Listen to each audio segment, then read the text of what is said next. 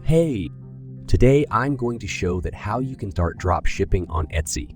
What is Etsy drop shipping? Essentially, drop shipping is a low-risk and high-reward business model. This e-commerce venture does not require us to hold a physical stock of products. To start drop shipping, we must source best, selling items from a third-party supplier and offer them in a selling channel. Finally, learn how to start drop shipping from Etsy. To start our business, here are 6 steps to attain Etsy dropshipping success. Step 1. Etsy product research. Find unique, profitable products.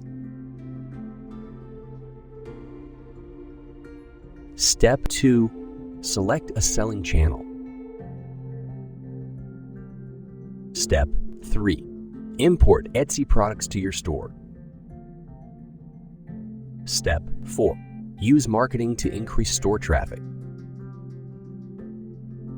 Step 5. Fulfill your Etsy dropshipping orders. Step 6. Communicate with your customers. Don't forget to subscribe my channel and press the bell icon. Thank you.